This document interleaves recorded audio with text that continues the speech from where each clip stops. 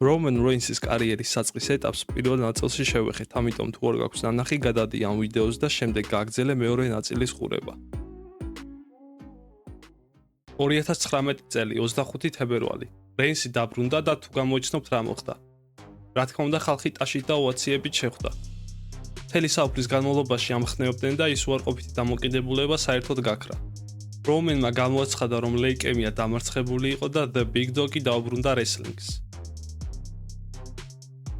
პანდემია და კარიერის პიკი. პირველად ის სცენარის მიხედვით WrestleMania 36-ზე Goldberg-ის და Roman Reigns-ის დაპირისპირება უნდა გვეხილა.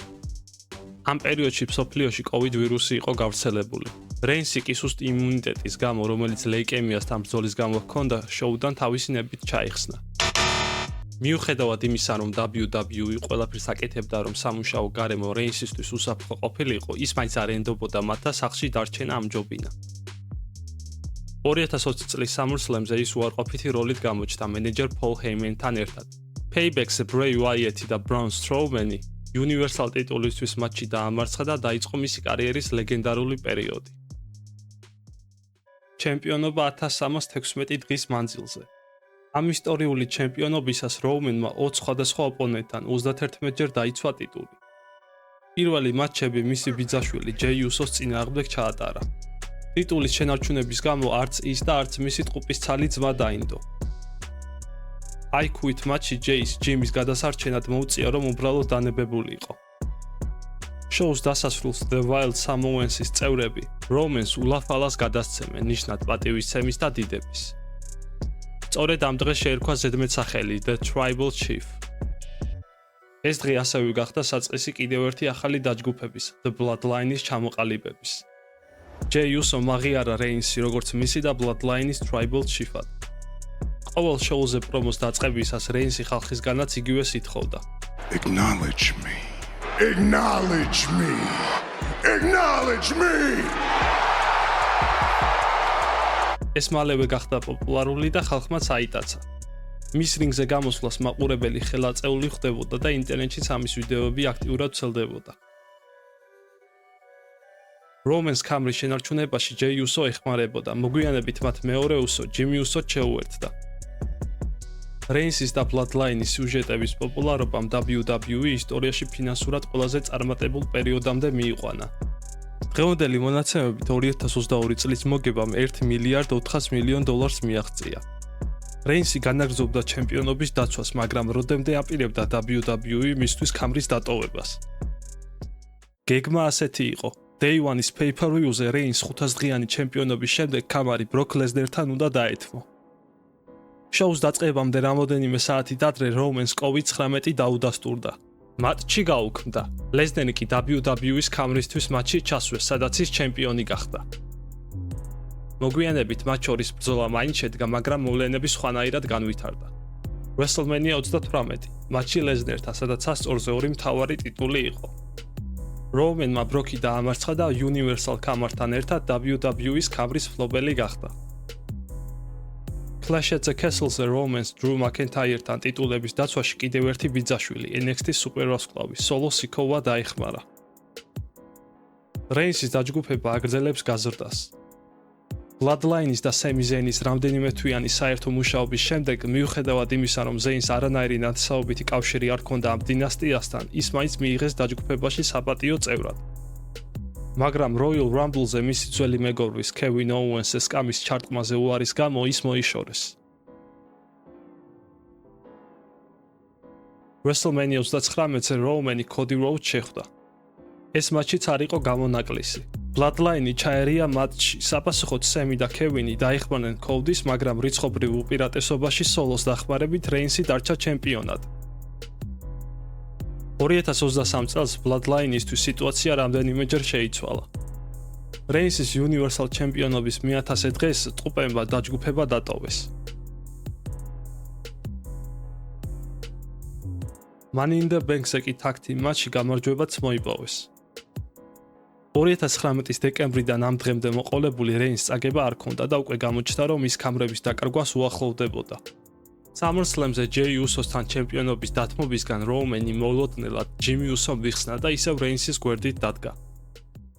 2024 წელს Cody Rhodes ისევ გახდა Royal Rumble მატჩის გამარჯვებული და კიდევ ერთი საჩემპიონო ბრძოლის მფლობელი. მაგრამ სიუჟეტის მიხედვით მატჩის დათმობა ზეროკისთვის გადაწყვიტა. ხალხი ამ ფაქტით უკმაყოფილო დარჩა და კომენტარებიც არ დააყოვნა. აგორდა კამპანია We Want Cody. Cody Rhodes-მა დაიბრუნა საჩემპიონო მატჩი Roman-ის წინააღმდეგ. განვითარებულმა მოვლენებმა WWE საშუალება მისცა WrestleMania 40-ის პირველი ღამის main event-ზე tag team მატჩი ჩაენიშნა. Roman Reigns-ი და The Rock-ი Cody Rhodes-ის და Seth Rollins-ის წინააღმდეგ. WrestleMania-ს მეორე ღამეს კი main event-ზე საჩემპიონო ბრძოლა. შედეგად Roman-ი გახდა რეკორდსმენი ყველაზე მეტი 9 main event-ით.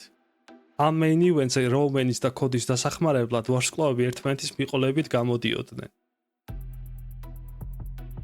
წინა წლისგან განსხვავებით რიცხობრივი უპირატესობა Cody-ის მხარეს იყო.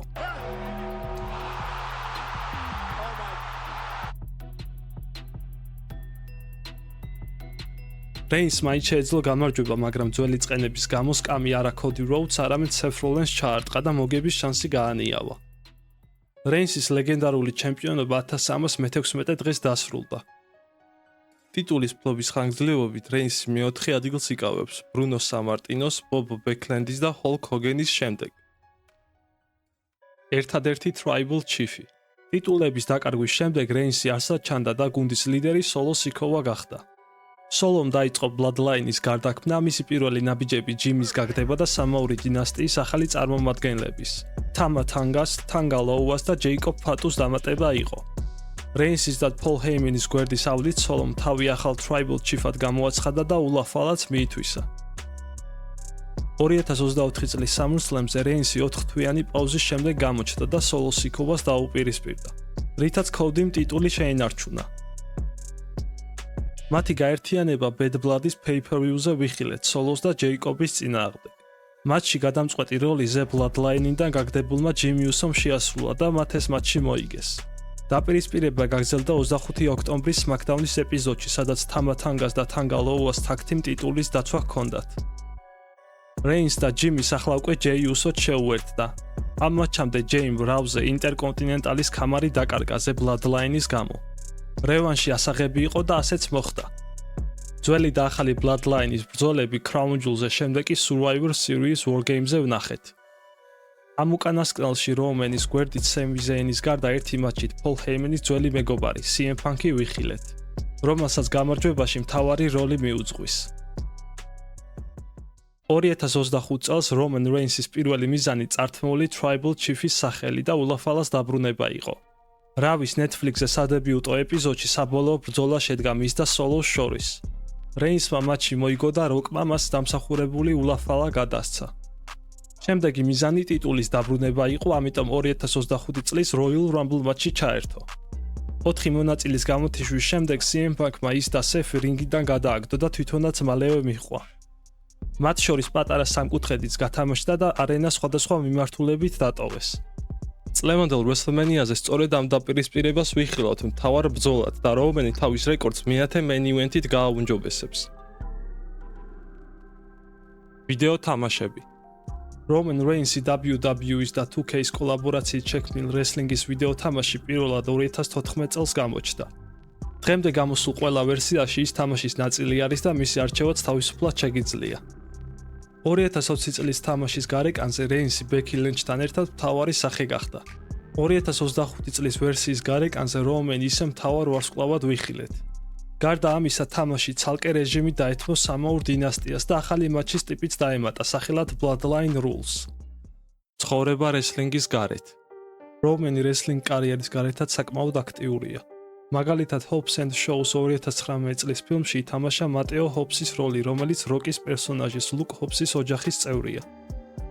არაერთხელ ყოფილა სატელევიზიო გადაცემა Good Morning America-ს სტუმარი, განსაკუთრებით იმ პერიოდში, როდესაც ლეიკემიას ებრძოდა და ამის შესახებ საჯაროდ ისაუბრა.